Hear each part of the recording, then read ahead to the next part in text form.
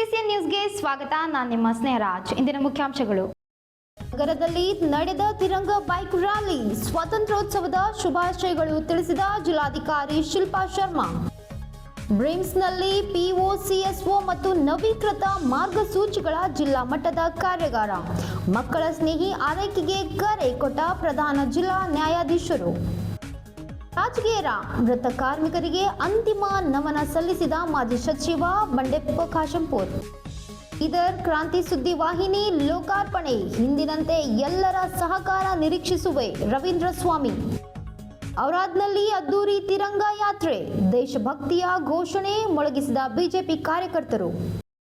80ನೇ ಸ್ವಾತಂತ್ರ್ಯೋತ್ಸವ ಹಾಗೂ ಹರ್ ಘರ್ ತಿರಂಗ ಪ್ರಯುಕ್ತ ಜಿಲ್ಲಾಡಳಿತ, ಜಿಲ್ಲಾ ಪಂಚಾಯತ್, ಜಿಲ್ಲಾ ಸರ್ಕಾರಿ ನೌಕರರ ಸಂಘ ಹಾಗೂ ಜಿಲ್ಲಾ ಕನ್ನಡ ಸಾಹಿತ್ಯ ಪರಿಷತ್ ಸಂಯುಕ್ತಾಶ್ರಯದಲ್ಲಿ ನಗರದಲ್ಲಿ ತಿರಂಗ ಬೈಕ್ ರ್ಯಾಲಿ ನಡೆಯಿತು. ನಗರದಲ್ಲಿಯ ಐತಿಹಾಸಿಕ ಬೀದರ್ ಕೋಟೆಯ ಮುಖ್ಯ ದ್ವಾರದ ಹತ್ತಿರ ಜಿಲ್ಲಾಧಿಕಾರಿ ಶಿಲ್ಪಾ ಶರ್ಮಾ ಬೈಕ್ ರ್ಯಾಲಿಗೆ ಚಾಲನೆ ನೀಡಿದರು. ಈ ಸಂದರ್ಭದಲ್ಲಿ ಅವರು ಮಾತನಾಡಿ, ಜಿಲ್ಲೆಯ ಸಮಸ್ತ ಜನರಿಗೆ ಸ್ವಾತಂತ್ರ್ಯೋತ್ಸವದ ಶುಭಾಶಯಗಳು ತಿಳಿಸಿದ್ದಾರೆ. ಬೈಕ್ ರ್ಯಾಲಿಯಲ್ಲಿ ತಮ್ಮ ಆಹ್ವಾನಕ್ಕೆ ಆಗಮಿಸಿ ಬೈಕ್ ರ್ಯಾಲಿ ಯಶಸ್ವಿಗೊಳಿಸಿದ ಸಂಘ ಸಂಸ್ಥೆಗಳ ಮುಖಂಡರಿಗೆ, ಸಮಯಕ್ಕೆ ಸರಿಯಾಗಿ ಬಂದ ಯುವಕರಿಗೆ ಧನ್ಯವಾದಗಳು ತಿಳಿಸಿದರು. ಕೋಟೆಯಿಂದ ಆರಂಭಗೊಂಡಿರುವ ತಿರಂಗ ಭಾರತ ಜೋಡೋ ರ್ಯಾಲಿ ಬಸವೇಶ್ವರ ವೃತ್ತ, ಅಂಬೇಡ್ಕರ್ ವೃತ್ತ, ಈ ಮಾರ್ಗವಾಗಿ ಬದ್ರಿಶಾಹಿ ಉದ್ಯಾನವನಕ್ಕೆ ತೆರಳಿ ಸಮಾವೇಶಗೊಂಡಿತು. ಯಾತ್ರೆಯ ಉದ್ದಕ್ಕೂ ತ್ರಿವರ್ಣ ಧ್ವಜಗಳ ರಾರಾಜಿಸುತ್ತಿದ್ದವು. ಭಾರತ್ ಮಾತಾ ಕಿ ಜೈ, ವಂದೇ ಮಾತರಂ ಸೇರಿದಂತೆ ದೇಶಭಕ್ತಿಯ ಘೋಷಣೆಗಳು ಮೊಳಗಿದವು. ಬೈಕ್ ರ್ಯಾಲಿಯಲ್ಲಿ ಮಹಾನಗರ ಪಾಲಿಕೆ ಆಯುಕ್ತ ಮುಕುಲ್ ಜೈನ್, ಜಿಲ್ಲಾ ಕನ್ನಡ ಸಾಹಿತ್ಯ ಪರಿಷತ್ ಅಧ್ಯಕ್ಷ ಸುರೇಶ್ ಚನ್ಶೆಟ್ಟಿ, ಜಿಲ್ಲಾ ಸರ್ಕಾರಿ ನೌಕರರ ಸಂಘದ ಅಧ್ಯಕ್ಷ ಸೇರಿದಂತೆ ಅಧಿಕಾರಿಗಳು, ಸಂಘ ಸಂಸ್ಥೆಯ ಮುಖ್ಯಸ್ಥರು, ಕಲಾವಿದರು ಭಾಗವಹಿಸಿದ್ದರು. ನಿನ್ನೆ ಆ್ಯಕ್ಚುಲಿ ನಾವು ಡಿಸೈಡ್ ಮಾಡಿ ನಿರ್ಣಯ ತಗೊಂಡು ಇದು ಕಾರ್ಯಕ್ರಮ ಇವತ್ತು ಚಾಲನೆ ನೀಡಲಾಗಿದೆ. ಇದರಲ್ಲಿ ಲೋಕಲ್ ಜನ ನಮಗೆ ತುಂಬ ಸಹಾಯ ಕೊಟ್ಟಿದ್ದಾರೆ. ಅವೆಲ್ಲರಿಗೂ ನಾನು ಧನ್ಯವಾದ ಕೊಡ್ತೇನೆ.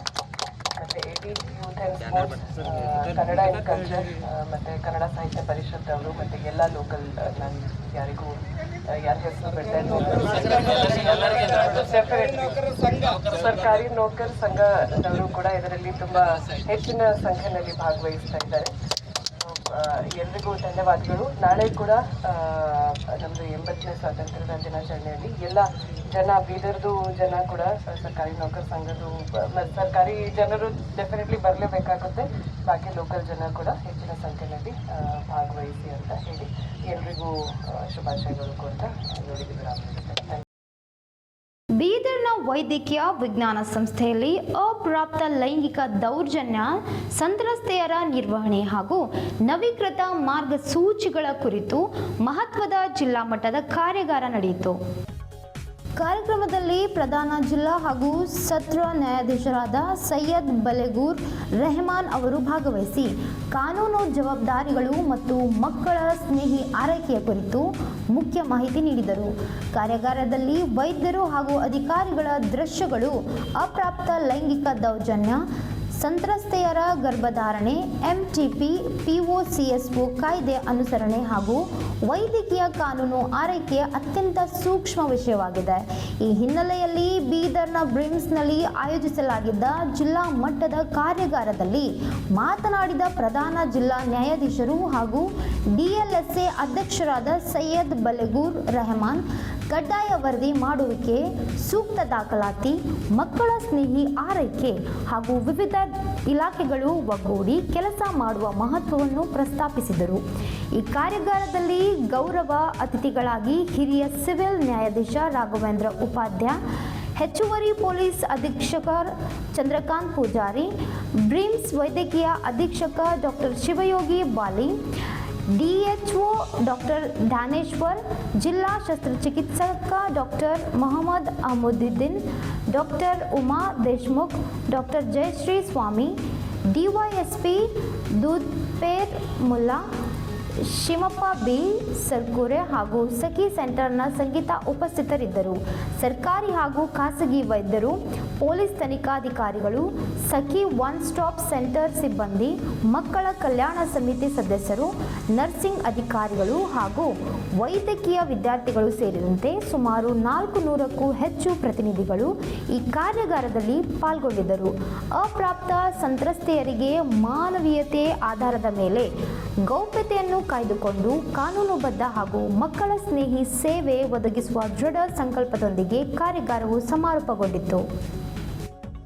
ಪಕ್ಕದ ತೆಲಂಗಾಣ ರಾಜ್ಯಕ್ಕೆ ಕೂಲಿ ಕೆಲಸಕ್ಕೆ ಹೋಗಿ ವಾಪಸ್ಸು ತಮ್ಮೂರಿಗೆ ಟಮ್ ವಾಹನದಲ್ಲಿ ತೆರಳುತ್ತಿದ್ದ ವೇಳೆ ತೆಲಂಗಾಣ ರಾಜ್ಯದ ಜಹೀರಾಬಾದ್ ಬಳಿ ಮಂಗಳವಾರ ರಾತ್ರಿ ಸಂಭವಿಸಿದ ಭೀಕರ ರಸ್ತೆ ಅಪಘಾತದಲ್ಲಿ ಮೃತಪಟ್ಟ ಬೀದರ್ ದಕ್ಷಿಣ ವಿಧಾನಸಭಾ ಕ್ಷೇತ್ರದ ರಾಜಕೇರ ಗ್ರಾಮದ 6 ಜನ ಕೂಲಿ ಕಾರ್ಮಿಕರ ಮನೆಗಳಿಗೆ ಮಾಜಿ ಸಚಿವರು, ಜೆಡಿಎಸ್ ಪಕ್ಷದ ಹಿರಿಯ ನಾಯಕರಾಗಿರುವ ಬಂಡೆಪ್ಪ ಕಾಶಂಪುರ್ ಅವರು ಭೇಟಿ ನೀಡಿ ಮೃತರಿಗೆ ಅಂತಿಮ ನಮನ ಸಲ್ಲಿಸಿದರು.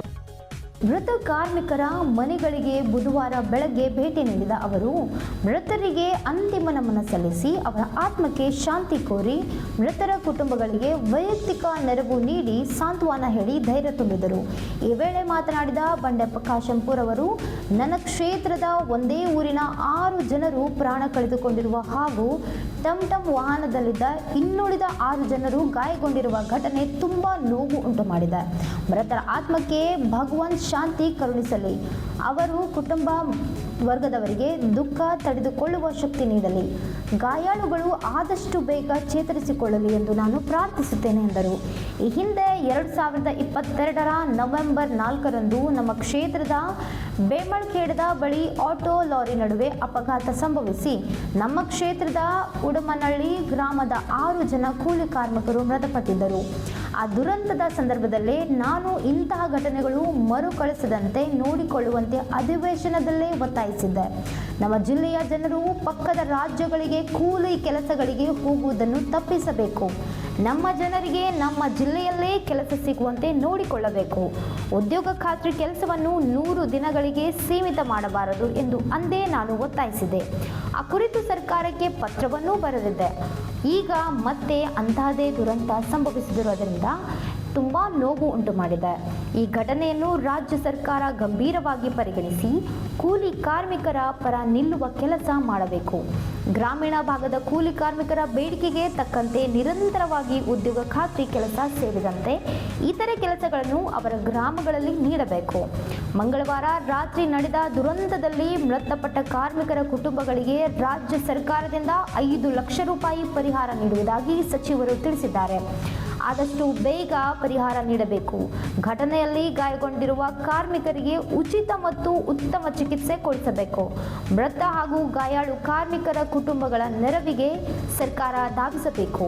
ಈ ಭಾಗದ ಜನರು ಬರಗಾಲದ ಕಾರಣದಿಂದಾಗಿ ಗೂಳೆ ಹೋಗುತ್ತಿರುವುದರಿಂದ ಸರ್ಕಾರ ಅವರಿಗೆ ಉದ್ಯೋಗ ಖಾತ್ರಿ ಕೆಲಸದಲ್ಲಿ ಇನ್ನೂ ಹೆಚ್ಚಿನ ಅವಕಾಶ ನೀಡಬೇಕು. ನಮ್ಮ ಭಾಗದಲ್ಲಿ ಕೈಗಾರಿಕೆಗಳನ್ನು ಸ್ಥಾಪಿಸುವ ಕೆಲಸವನ್ನು ಮುಖ್ಯಮಂತ್ರಿಗಳು ಮಾಡಬೇಕೆಂದು ಸರ್ಕಾರವನ್ನು ಒತ್ತಾಯಿಸುತ್ತಿದ್ದೇನೆ ಎಂದು ಬಂಡೆಪ್ಪ ಕಾಶಂಪುರ್ ಅವರು ಹೇಳಿದ್ದಾರೆ. ನಗರದ ಶಿವನಗರ ಉತ್ತರದಲ್ಲಿರುವ ಡೆನ್ ಹಾಗೂ ಅರುಣೋದಯ ಎಂಟರ್ಪ್ರೈಸಸ್ ಪ್ರೈವೇಟ್ ಲಿಮಿಟೆಡ್ ಕಾರ್ಯಾಲಯದಲ್ಲಿ ನೂತನವಾಗಿ ಪ್ರಾರಂಭಗೊಂಡ ಬೀದರ್ ಕ್ರಾಂತಿ ಡಿಜಿಟಲ್ ಮೀಡಿಯಾ ಹಾಗೂ ಪ್ರಾದೇಶಿಕ ದಿನಪತ್ರಿಕೆಗಳ ಬಿಡುಗಡೆ ಸಮಾರಂಭ ಗುರುವಾರ ಸರಳ ಹಾಗೂ ಅರ್ಥಪೂರ್ಣವಾಗಿ ಜರುಗಿತು.